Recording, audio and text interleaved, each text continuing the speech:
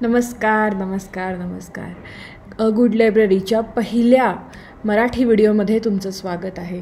आशा करते तुम्ही सगळे उत्तम आहात आणि इंग्लिश लिटरेचरची मजा घेत आहात. ओके, सो पहिले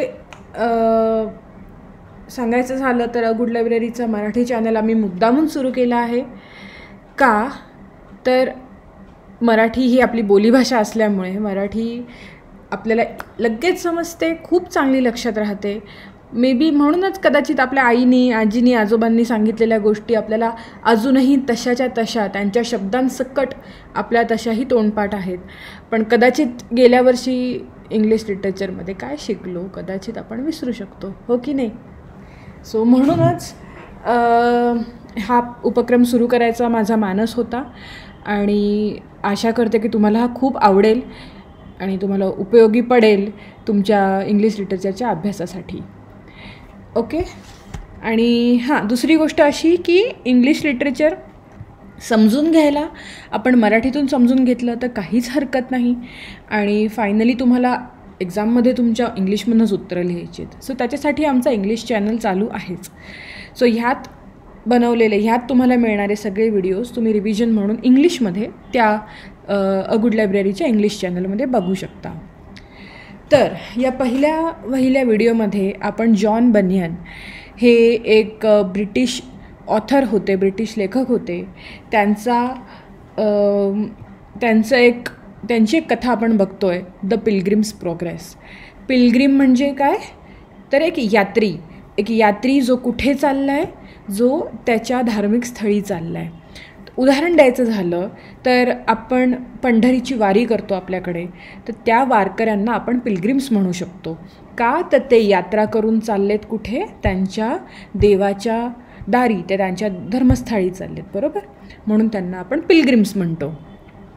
तर आता कसं आहे, हे जॉन बनियन होते ब्रिटनचे. त्यामुळे आपला जो पिलग्रिम आहे तो नो डाऊट एक ख्रिश्चन आहे, बरोबर. सो तो त्याच्या जीससच्या धर्मस्थळी चालला आहे असं आपण म्हणूया. सोप्या भाषेत म्हणायचं झालं तर असं म्हणू शकतो. प्रोग्रेस म्हणजे काय, त्याची वाटचाल कशी होती आहे. सो ही इतक्या ह्याच्यावरून आपल्याला कळू शकतं की ही कथा कशाबद्दल आहे, तर त्या यात्रेकरूच्या प्रवासाच्या वाटचालीबद्दल आहे, बरोबर. आता दुसरं तुम्ही या व्हिडिओमध्ये बघू शकता की ती एक ॲलिगरी आहे. ॲलिगरी म्हणजे काय, तुम्ही कधी पंचतंत्राच्या गोष्टी वाचल्यात. पंचतंत्रामध्ये तुम्हाला माकडाच्या, उंटाच्या, कुत्र्याच्या अशा भरपूर प्राण्यांच्या गोष्टी वाचायला मिळतात, बरोबर. पण त्या गोष्टी त्या फक्त प्राण्यांबद्दल सीमित नाही आहेत. उदाहरण देऊया, 2 मित्रांची गोष्ट झाली. जो एक जण वर चढतो, अस्वल आल्यावर एक जण खाली थांबतो. ती गोष्ट झाली तेवढीच. पण त्या गोष्टीवरून तुम्हाला काय समजतं की संकटकाळी मदत करणारा हाच खरा मित्र असतो, बरोबर. त्यामुळे ॲलिगरी ही एक अशी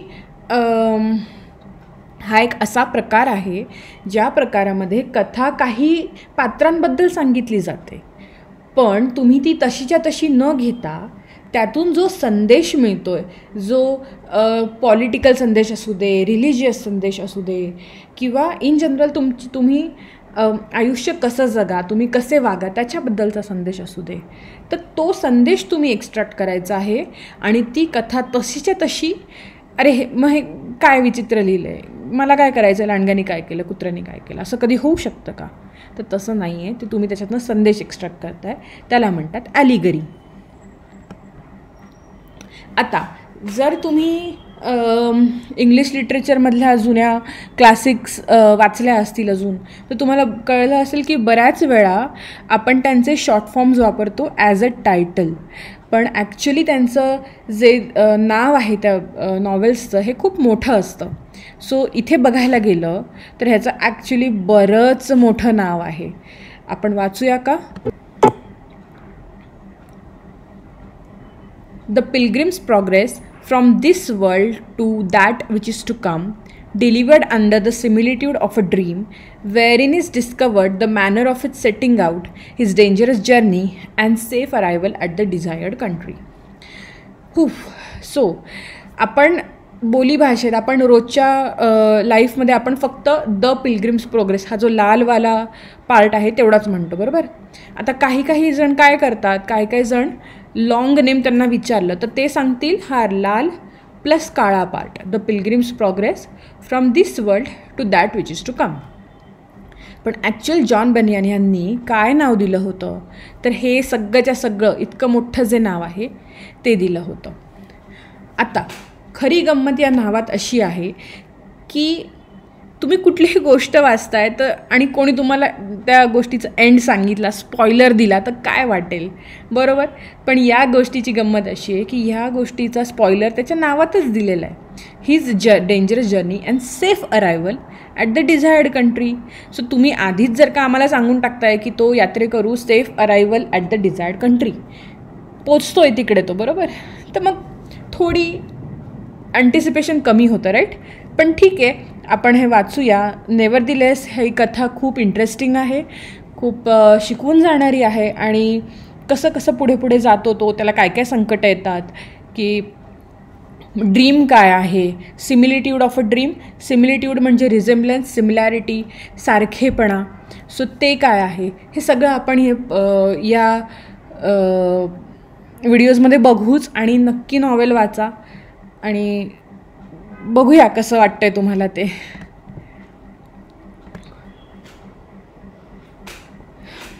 हे नॉवेल पहिले पब्लिश केलं गेलं होतं 1678 मध्ये, 1678 आणि हे एक थिओलॉजिकल फिक्शन आहे. फिक्शन म्हणजे ते जे विचार करून बनवलेला, जे काल्पनिक आहे, जे खरं नाही आहे. आणि थिओलॉजिकल म्हणजे धर्माशी रिलेटेड काहीही. थिओलॉजिकल इज रिलिजियस, और आपल्या केसमध्ये ख्रिश्चन फिक्शन आहे, बरोबर. त्याच्यानंतर गंमत अशी होती की जॉन बनियन यांना तुरुंगवास झाला होता. तो का झाला होता हे आपण त्यांच्या ऑथर बायोमध्ये बघू पुढच्या व्हिडिओमध्ये.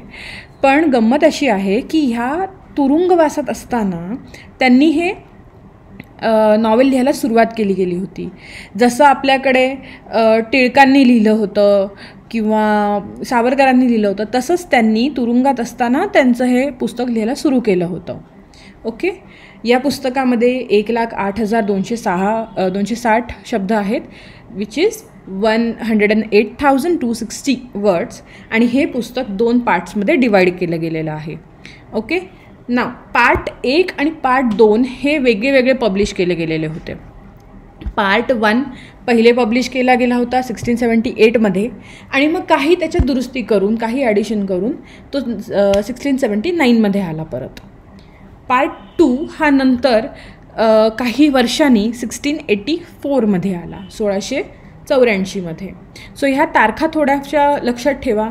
फक्त 1678 कदाचित लक्ष ठेवलं तरी होऊ शकतं. त्याच्यावरून तुम्ही इमॅजिन करू शकता की पार्ट 1 कधी आला आणि त्याच्यानंतर काही वर्षांनी पार्ट 2 आला होता. आता आपण मगाशी म्हटलं की ही रिलिजियस ॲलिगरी आहे. रिलिजियस ॲलिगरी काय असतं? रिलिजियस म्हणजे धर्मशास्त्र, बरोबर. आणि इथे आहे ख्रिश्चन, ठीक आहे. सो आपण मगाशी बघितल्याप्रमाणे ॲलिगरी हा एक असा प्रकार आहे जो तुम्ही तसाच्या तसा तुम्ही वाचताय, तो वाचताना तुम्ही जर का तसाच्या तसा घेतलात की ओके हे असं झालं, ते तसं झालं, पण हे it doesn't make any sense, right. तुम्हाला त्याचा काही संदर्भच लागणार नाही की काय घडतं आहे, सगळं विचित्र दिसतं आहे. पण जर त्याचा पूर्णांगी विचार केला तर समजतं की ॲक्च्युली लेखक काय सांगतो आहे. लेखकाने ही उदाहरणं देऊन, ही एक स्टोरी सांगून त्याच्यातून तुम्ही काय धडा घ्याल हे लेखकाला आपल्याला हवं आहे. सो ख्रिश्चन ॲलिगरी आहे, स्पेसिफिकली ख्रिश्चनांच्या धर्माविषयीची, त्यांच्या रिलिजियस नेचरविषयीची, त्यांच्या डिवोशनबद्दल ही एक ॲलिगरी त्यांनी केलेली आहे. ओके.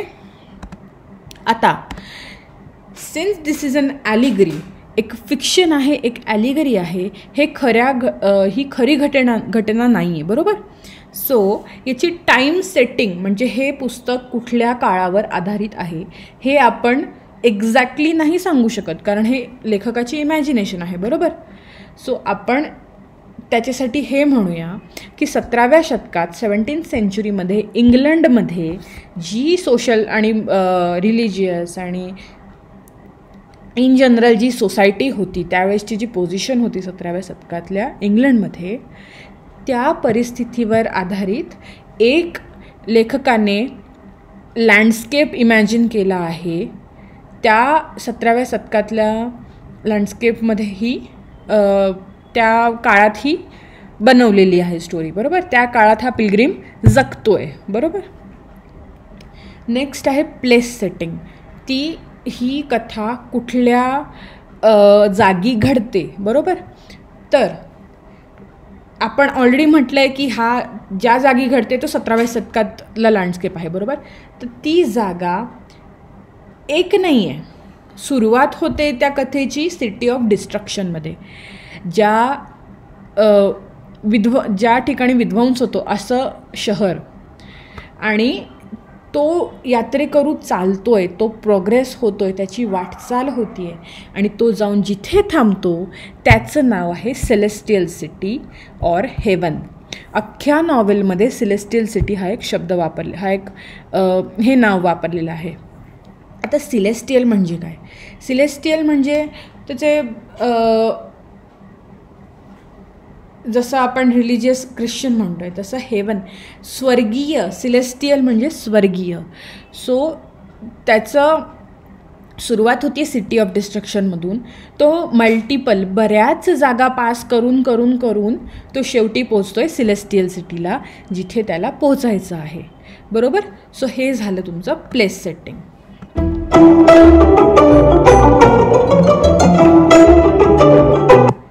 माझी आशा आहे की तुम्हाला हा पहिला व्हिडिओ आवडला आहे, आणि मी खूप प्रयत्न करेन की अजून चांगला व्हिडिओ पुढचा बनवावा.